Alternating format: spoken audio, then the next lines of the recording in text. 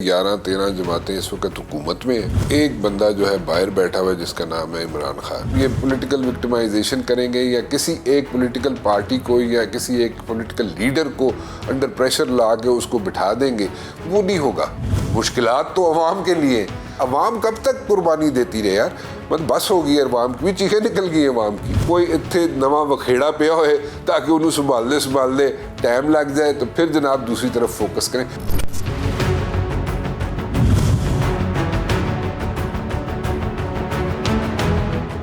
All these politicians, they will have to sit together, put their heads together and they will have to sit across the table.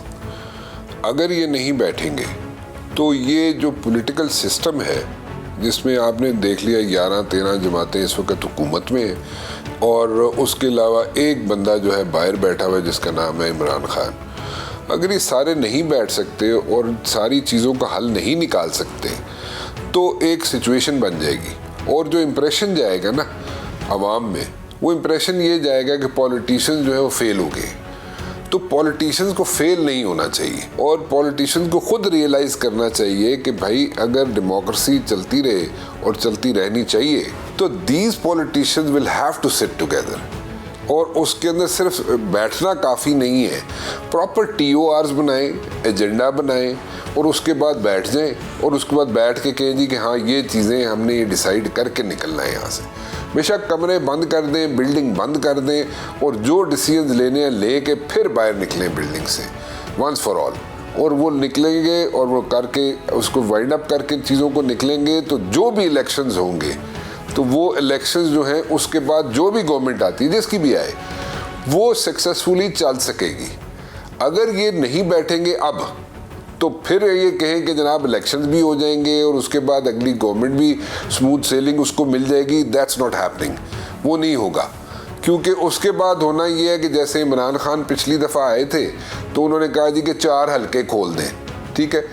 इस बार अगर ये decide करके नहीं निकलते बाहर चीज़ों को और फिर इलेक्शन की तरफ नहीं जाते तो कल को कोई भी आएगा वो कहेगा जी 40 हलके खोलें, तो फिर आप क्या करेंगे? तो फिर एक बैक टू स्क्वायर वन वाली सिचुएशन हो जाएगी, फिर पॉलिटिकल अनसर्टेनिटी होगी, फिर ब्लेम गेम होगी और उसका कोई हल नहीं निकलेगा और फिर ये मुल्क जो है ना वो सफ़र करता रहेगा। सो इस मुल्क को उस क्राइसिस से निकालने के लिए आपको चाहिए ये यानी कि पॉलिटिशियंस को ये चाहिए कि they should seat across the table, TORs बनाएं, एजेंडा बनाएं, किसी भी बिल्डिंग में बंद हो जाएं, ठीक है, और सारी चीज़ों का हल निकाल के फिर आगे निकलें और फिर सारी चीज़ें ठीक हो सकती हैं। इसी चीज़ से इसका फ़ायदा ये होगा कि पॉलिटिकल जो अनसर्टेनिटी ख़त्म होगी ना, that will affect in a positive way economic uncertainty भी। इकोनॉमिक अनसर्टेनिटी भी ठीक होना शुरू हो जाएगी, ठीक है, और इकोनॉमिक अनसर्टेनिटी ठीक होगी तो that is also linked with the security, ठीक है। तो सारी चीज़ें जो हैं वो स्ट्रीमलाइन हो जाएंगी। So this is the solution, they should sit somewhere और अपनी ईगो जो है ख़त्म करें। सबकी ईगोज़ ख़त्म होनी चाहिए, मैं किसी का एक का नाम नहीं ले रहा। सब पॉलिटिशियंस अपनी अपनी ईगोज़ जो है ना वो साइड पे करें और सिर्फ मुल्क के बारे में सोचें।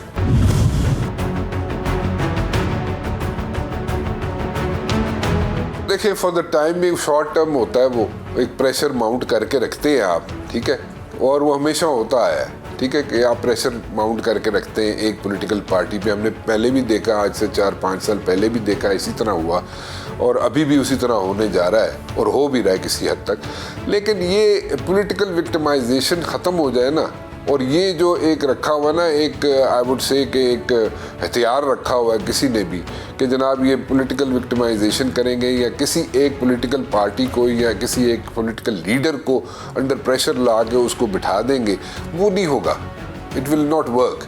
सो ये इसका भी हल जो है ना ये पॉलिटिशियंस को खुद निकालना पड़ेगा, ठीक है। अगर पॉलिटिशियंस नहीं निकालेंगे इसका भी हल तो भाई सब कहें ठीक है, लेट्स मूव फॉरवर्ड, क्योंकि हमें वे फॉरवर्ड चाहिए ना।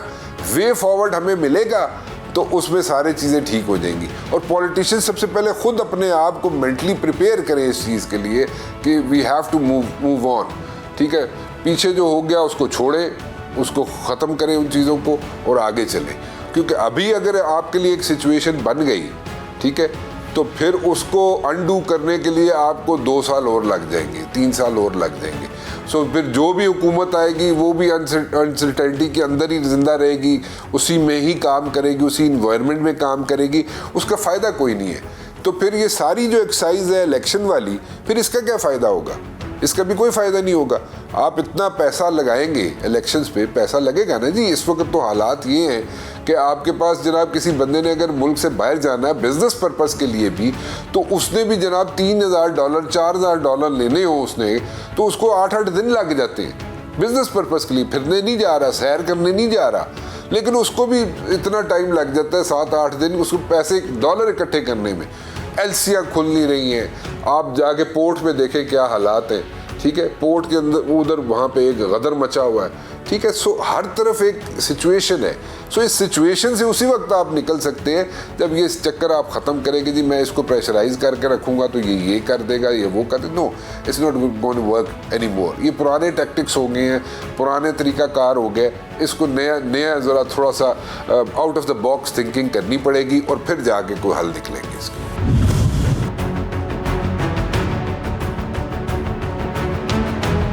देखें, अगर कर भी देंगे ना, इसका अनाउंसमेंट कर भी देते हैं अगर, तो कोशिश ये की जाएगी किसी न किसी तरीके से।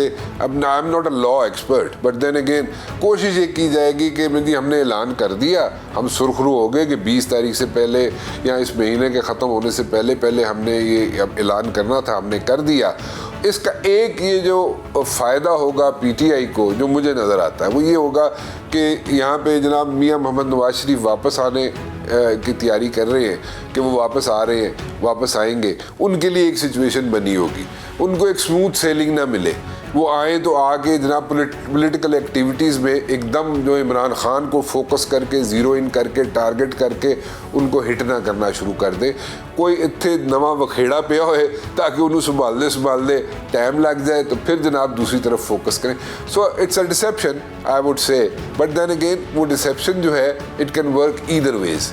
वो ये भी हो सकता है कि आपकी जनाब बड़ी असम्बलियाँ, इतना बड़ा पंजाब है, उसकी असम्बलियाँ डिज़ोल्व हो जाती हैं, या फॉर दैट मैटर उसको स्ट्रेच भी करते हैं कोई ना कोई कानूनी हिच निकाल के कि जनाब इसको थोड़ा सा हमने ऐलान तो कर दिया है कि अब इस तरह हम इसको डिज़ोल्व करेंगे, उस तरह मॉडस ऑपरेंडी उसको डिस्कशन में चले जाएँ, लेकिन कोशिश ये करेंगे उसको स्ट्रेच करें।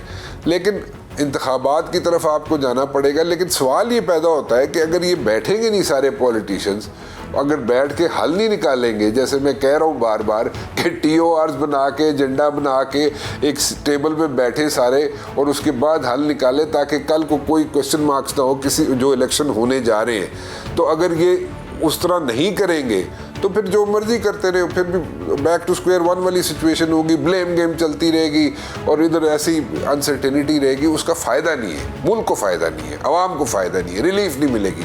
अभी आप इकनॉमिक एमरजेंसी की बातें कर रहे हैं, आप बैठे हुए आप कह रहे हैं जी गैस 2 घंटे आएगी, कल आप कुछ और बात करेंगे कि जी दुकानें जो हैं वो जनाब बाज़ार जो है 6 बजे बंद हो जाए, कल कुछ और बात करें, तीसरा कोई और स्टेप लेंगे जी गाड़ी में 3 बंदे जाएंगे, 1 बंदा नहीं जाएगा।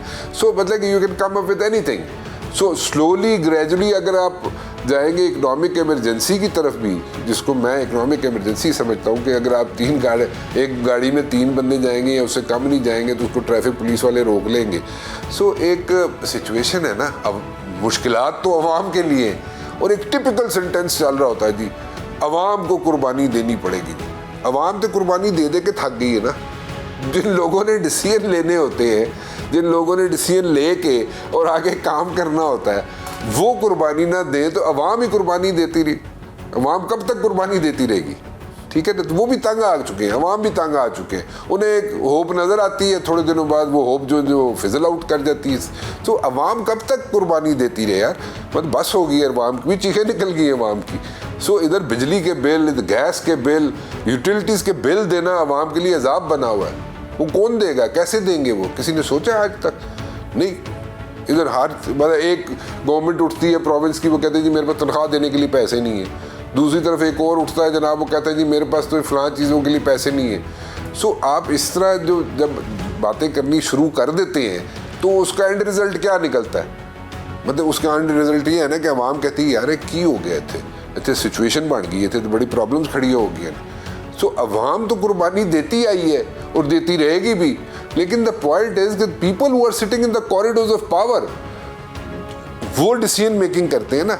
अवाम तो बैठ के डिसीजन मेकिंग तो बहुत तीर मारेगी तो 5 साल बाद किसी डब्बे में वोट डाल देगी, लेकिन डिसीजन उन्होंने लेने होते हैं 5 साल, उनसे कोई पूछता नहीं है। वो तो 5 साल के लिए फिर फारग हो जाते, वो तो अपने हलकों में भी नहीं जाते, वो तो मिलते भी नहीं है बंदों को, ठीक है। सो वो इसको जब तक सीरियसली पॉलिटिशियन नहीं लेंगे, एक लोगों के लिए, अवाम के लिए, मुल्क के लिए एक सिचुएशन ही रहेगी।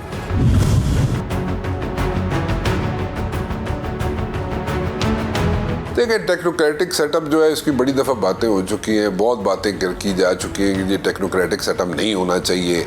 कोई कहता है जी होना चाहिए, कोई कहता है नहीं होना चाहिए। पॉलिटिशियन ख़ास तौर पे कहते हैं नहीं जी इसकी ज़रूरत नहीं है, एक और एक्सपीरियंस करने की ज़रूरत नहीं है, एक और तजर्बा करने की ज़रूरत नहीं है। लेकिन अगर टेक्नोक्रेटिक सेटअप आता है, ठीक है, अगर समझते हैं सारे मिल के बैठ के फैसला कर लें ना जी, कि मैं पॉलिटिकल पार्टी है पीडीएम वाले समझते हैं कि जी सारे फैसले अगर हम करेंगे तो कल को अगर हमें जाना पड़ेगा हलकों में वोट लेने के लिए तो हम नहीं ले पाएंगे, क्योंकि इतने सख्त डिसीजन लेने पड़ेंगे तो अवाम के पास कैसे जाएंगे, इलेक्शन कैसे लड़ेंगे, हम तो वहाँ पे हमारी पोजीशन ही ख़राब हो जाएगी। तो अगर वो ये सोचते हैं कि जनाब ये डिसीजन हमें नहीं लेने चाहिए और ये किसी टेक्नोक्रेटिक सेटअप को यहाँ पे बिठा देते हैं 4-6 महीने के लिए या वॉट एवर टाइम स्पैन आप समझते हैं, ये लोग समझते हैं, तो अगर बिठा देते हैं तो अगर मैं नहीं कहूँगा, मैं ये नहीं समझता कि वो टेक्नोक्रेटिक सेटअप जो है वो कुछ 6 महीने में वो कुछ यहाँ पे इकॉनमी ठीक कर देगा and everything is going to be hunky dory. No, ऐसा नहीं होगा। लेकिन एटलीस्ट अगर उससे उसके प्रोज एंड कॉन्स देख लें, इफ्स एंड बट्स देख लें, उसमें ब्रेनस्टॉर्मिंग कर लें पॉलिटिशियन बैठ के, तो अगर वो समझते हैं कि जी जनाब हो सकता है काम 4-6 महीने के अंदर अंदर एटलीस्ट ट्रैक पे जा सकती है इकॉनमी, चढ़ सकती है इकॉनमी, डायरेक्शन चलो मिल जाती है उसको इकॉनमी को, तो अगर वो लाना चाहते हैं, लेकिन ये मिल के फैसला करें, पॉलिटिशियन मिल के फैसला करें कि जी टेक्नोक्रेटिक सेटअप ले लेते हैं, ले आते हैं। हमारे पे जो बर्डन है, जो कल हम इलेक्शन हार सकते हैं, इतने सख्त यहाँ पे डिसीजंस लेके वो ना लेने पड़े हमें, और वो सारा बोझ जो है, सारा बर्डन जो है वो टेक्नोक्रेटिक सेटअप उठा ले, तो फिर तो ठीक है। लेकिन अगर कोई इम्पोज करना चाहेगा टेक्नोक्रेटिक सेटअप तो वो पॉलिटिशियन फिर नहीं मानेंगे, क्योंकि मानना तो होता ही नहीं ना, क्योंकि पॉलिटिशियन की आदत है उसने कोई ना कोई चीज़ बीच में से निकालनी होती है। सो पॉलिटिशियन बहुत अच्छे भी हैं यहाँ पे, टू बी वेरी ऑनेस्ट, बड़े स्ट्रेट फॉरवर्ड, बड़े अच्छे पॉलिटिशियन, बड़े अच्छी उनकी जनाब ब्लड लाइन है, बड़े अच्छे लोग बैठे हुए हैं यहाँ पे, समझदार लोग भी बैठे हुए हैं। सो अगर समझदार लोग बैठे हुए हैं तो वो बैठ के अगर ये डिसीजन लेते हैं सब मिल के कि जी टेक्नोक्रेटिक सेटअप लेके आना चाहिए फॉर अ सर्टेन स्पैन, तो ले आए। इम्पोज नहीं होना चाहिए टेक्नोक्रेटिक सेटअप। अगर इम्पोज होगा तो फिर यही पॉलिटिशियन उनको चलने नहीं देंगे।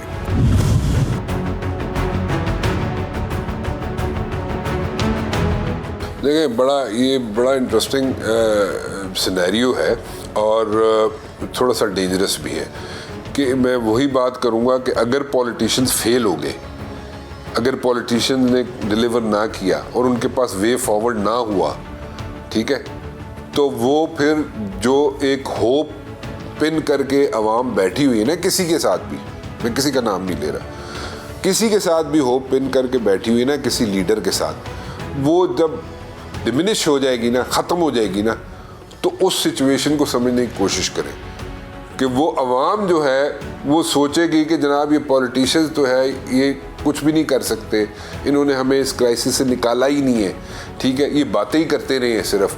तो वो सिचुएशन जो होगी इतनी अलार्मिंग होगी, तो उसको कौन हैंडल करेगा, उसको कौन हैंडल करेगा? उसके लिए मतलब उसके लिए फिर आप बाहर से तो किसी को नहीं इम्पोर्ट करेंगे ना, या आप ये एक और बड़ा मसला है हमारा कि हम हर चीज़ का जो है ना, जो चीज़ गलत हो रही होती है ना पाकिस्तान के अंदर, उसका मुद्दा डाल देते हैं जी अमेरिका की वजह नाल होया है, ठीक है। तो हर चीज़ का मुद्दा डालने के बजाय किसी ने नहीं आपके हाथ रोके हुए।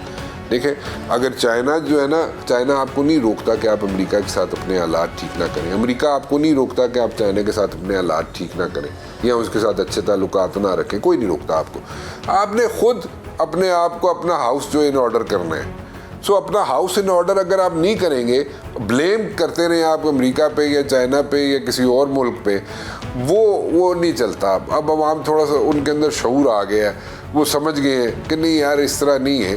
जो लोग बैठे हुए हैं अगर वो डिलीवर नहीं कर सकते तो उन्होंने कोई हाथ बांधे हुए, किसी ने, कोई अमेरिका ने हाथ बांध दिए आपके कि ये फलां काम ना करो, या चाइना ने आपको रोका है जी अमेरिका के साथ अच्छे ताल्लुकात ना बनाओ।